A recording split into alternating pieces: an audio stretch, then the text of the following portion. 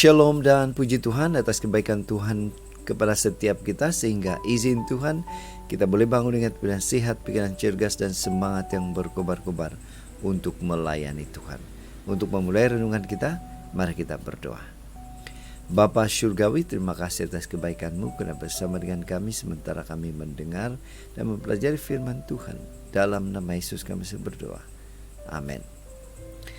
Saudara dan saudari yang dikasihi dalam Kristus, tajuk renungan kita pagi ini ialah Tuhan tidak hadir. Benarkah Tuhan tidak hadir?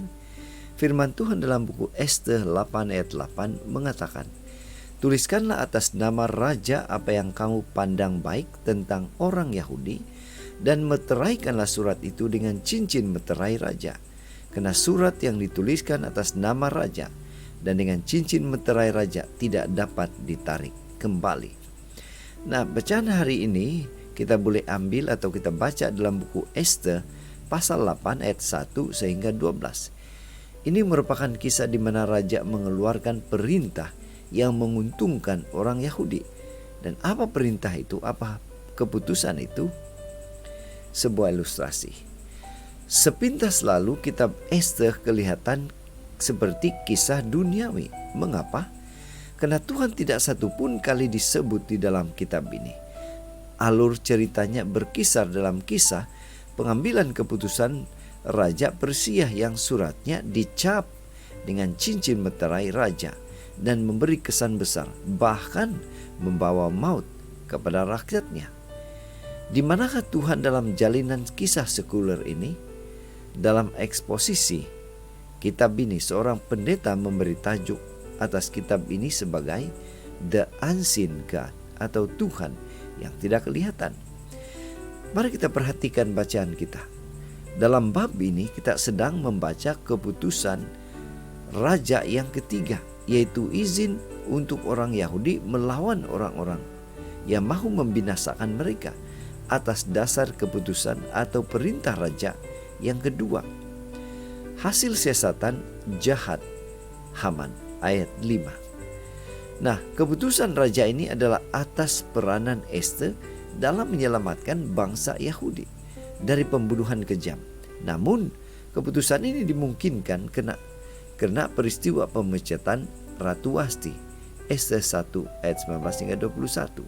Dan akhirnya Esta dipilih menjadi ratu yang baru. Ternyata saudara, dalam hal ini Tuhan masih bekerja. Keputusan pertama bukan terjadi tanpa makna atau tanpa maksud. Keputusan raja telah menyediakan langkah penyelamatannya dari awal lagi. Itu sebabnya saudara, pada pagi ini mari kita ingatkan diri kita bahwa Tuhan hadir setiap saat di mana-mana. Tuhan tidak pernah lambat bertindak, dan bahkan lebih awal sebelum kita menyadari apa-apa. Dikala kita masih tidur, Tuhan memberkati kita. Di saat kita masih dalam kandungan, Tuhan telah mengenal dan mengasihi kita. Percayalah, meski Tuhan tidak kelihatan, Dia tidak pernah terlambat. Inilah doa dan harapan kita. Mari kita bersyukur, mari kita berterima kasih pada Tuhan, karena Dia memberikan kita kekuatan, kemampuan untuk tetap yakin bahwa Tuhan hadir setiap saat di mana-mana, walaupun tidak kelihatan di mata kasar manusia. Mari saudara, kita tetap setia, tetap semangat, tetap positif, tetap sehat sampai Maranatha. Tuhan memberkati kita. Mari kita berdoa. Bapa Surgawi, terima kasih atas kebaikan-Mu. Terima kasih karena sekali lagi kami diingatkan untuk terus meyakini, untuk terus percaya bahwa Tuhan tidak pernah terlambat untuk menolong. Dalam nama Yesus kami berdoa. Amin.